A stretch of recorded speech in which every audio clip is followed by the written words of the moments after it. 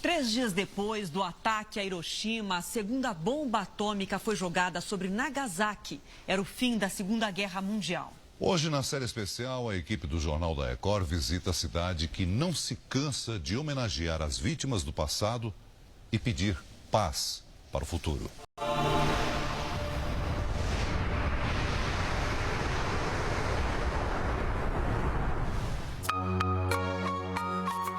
Um porto, várias montanhas, praças. Nagasaki é hoje um lugar comum. Difícil andar por aqui e pensar nos horrores que já aconteceram no passado. Foi um céu assim, nublado, que mudou o destino da cidade. Era o dia 9 de agosto de 1945. 11 horas da manhã e 2 minutos. O mundo ainda tentava entender o que tinha arrasado Hiroshima, quando 3 dias depois, Nagasaki era alvo da segunda arma nuclear lançada pelos Estados Unidos. A nuvem em formato de cogumelo, imponente no céu, atingiu mais de 15 quilômetros de altura. A bomba lançada aqui em Nagasaki foi ainda mais forte que a de Hiroshima.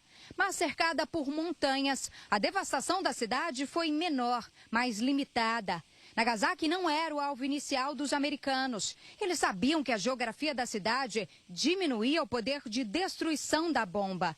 Mas o dia estava nublado e a falta de visibilidade para lançar o artefato em Kokura, destino inicial, fez com que os militares mudassem os planos. O improviso, pelo menos, impediu que o centro de Nagasaki, onde estava a maior parte da população, fosse atingido.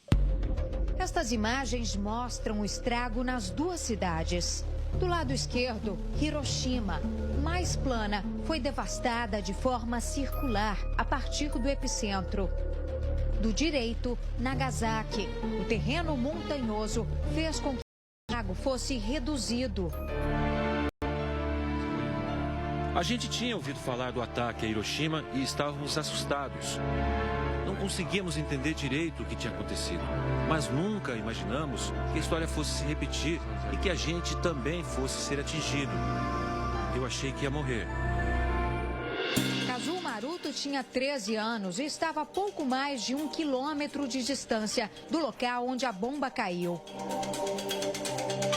Ele morava em uma casa que ficava aqui e já não existe mais. Estava em um dos quartos quando, em segundos, tudo veio abaixo. Ele ficou preso nos escombros, mas foi socorrido. Já a mãe, que estava ao lado de fora, não resistiu. Hoje, Maruta coleciona documentos e fotos do desastre e se emociona ao ver o desenho que retrata os ferimentos que sofreu quando ainda era menino. Banhada pelo mar da China Oriental, no extremo sul do Japão, na ilha de Kyushu, Nagasaki foi tomada pelo medo. Historiadores dizem que os Estados Unidos quiseram lançar uma segunda bomba para que o Japão não pensasse que a única que eles tinham era a que foi jogada sobre Hiroshima. Depois do segundo ataque, temendo que a capital Tóquio fosse o próximo alvo, o imperador Hirohito anunciou a rendição do país. Isso depois de milhares de vidas perdidas. A bomba Fat Man, homem gordo em inglês, tinha 6 quilos de plutônio e destruiu 40% de Nagasaki. Mais uma vez, os japoneses sentiam o poder devastador da arma mais potente já desenvolvida pelo homem. As memórias ainda me atormentam, mas sei que tenho sorte. Pelo menos sobrevivi. Estima-se que 70 mil pessoas tenham morrido em Nagasaki, a maioria já no momento da explosão do artefato. Muitos dos que resistiram aos ferimentos e às doenças que se multiplicaram logo após o ataque tiveram que enfrentar um outro pesadelo: os danos causados pela exposição à radiação. que o plutônio usado na bomba é ainda mais destrutivo e perigoso para o corpo humano que o urânio lançado em Hiroshima. Uma pesquisa de um instituto americano mostra que mais de 10.000 sobreviventes que tiveram alta exposição ao material radioativo em Nagasaki morreram de câncer entre 1950 e 2000. Assim como em Hiroshima, quase todas as vítimas em Nagasaki, 97% das pessoas eram civis. Só que a cidade portuária tinha uma importância estratégica durante a Segunda Guerra Mundial. De Nagasaki saíam as embarcações japonesas usadas na guerra. Por isso a cidade era visada pelos americanos. Aqui eram fabricados os navios de combate, uma indústria ativa até hoje, mesmo não estando mais a todo vapor. Com o fim da Segunda Guerra Mundial, o Japão foi proibido de exportar e produzir em larga escala qualquer tipo de material bélico. A produção no porto hoje é voltada para navios de turismo e contêineres industriais, o que ainda representa a principal fonte econômica de Nagasaki. Em meio a paisagens incríveis, Nagasaki é carregada de história. Os monumentos relembram um passado de sofrimento.